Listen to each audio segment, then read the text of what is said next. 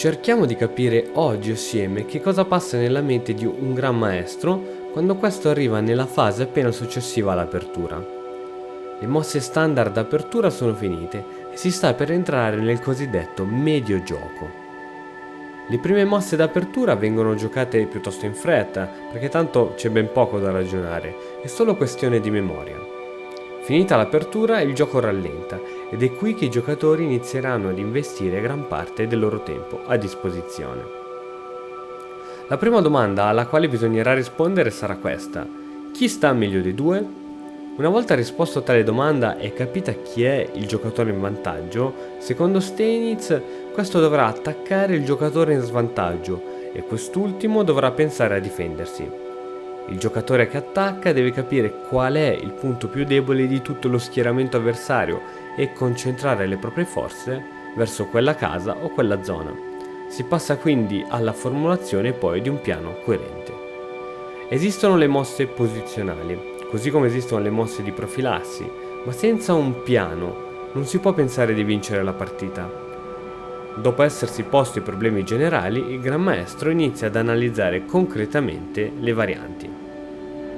Ad ogni mossa segue un piccolo dialogo interiore. Se metto l'alfiere in C4, lui risponderà con un pedone in B5, io torno indietro, a questo punto lui arrocca, io porto la torre al centro e miglioro la mia posizione. Cosa molto importante è non fossilizzarsi solo sull'analisi concreta delle mosse. Talvolta è bene dare un'occhiata al quadro generale della situazione, soprattutto quando si passa da una fase del gioco all'altra, per esempio dal medio gioco al finale. Il mio consiglio personale è quello di alzarti dalla scacchiera, fare 2 passi e ritornare. Ti aiuterà a vedere la posizione con occhi differenti. Ricordati di seguire la regola aurea, ovvero di limitarti a fare analisi approfondite quando cammina il tuo orologio e fare ampie considerazioni quando funziona invece l'orologio dell'avversario. Ovviamente nelle posizioni molto tattiche conviene analizzare sempre e comunque e dare poco spazio alle considerazioni generali. Come si diceva prima, fare qualche passeggiata per la sala da torneo può aiutare a ritornare sulla scacchiera con maggiore freschezza. Tuttavia ricordiamoci che maestri come Botvinnik raramente si alzavano dalla scacchiera, così come anche il grande Bobby Fischer. In ogni modo cerca di seguire la regola aurea. Rischierai di finire meno volte a corto di tempo. Ma che differenza c'è fra un giocatore medio, da circolo, e un maestro?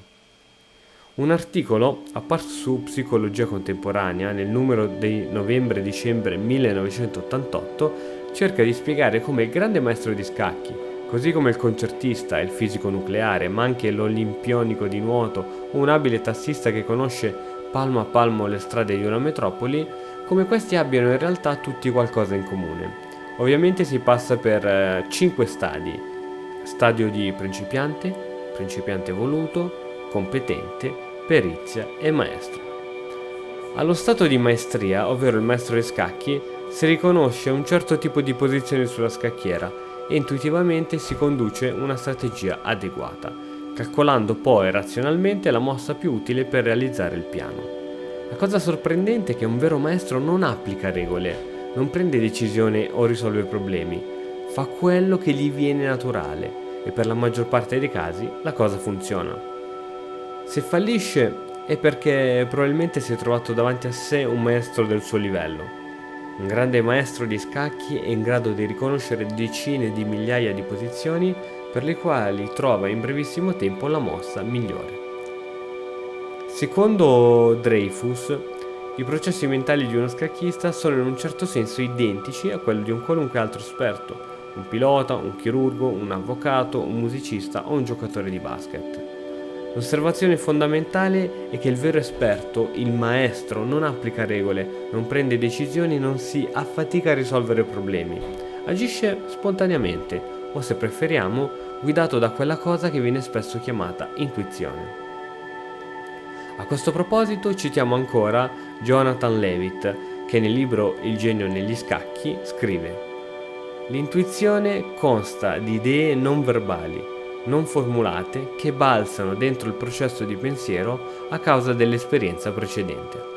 Levitt A sua volta cita il matematico Poincaré, che scrisse nel 1913: la pura logica non ci porterebbe ad altro che a formulare tautologie. Con la logica noi dimostriamo, ma è con l'intuizione che scopriamo. Gerald Abrams, nel suo libro The Chess Mind, ha descritto la visione scacchistica come l'intuizione non forzata di possibilità attraverso l'occhio della mente. Infine, più di 50 anni fa, il grande maestro Esteban Canal, riferendosi alla straordinaria naturalezza e rapidità di gioco di Capablanca, scriveva: soltanto i maestri mediocri ragionano mentre giocano.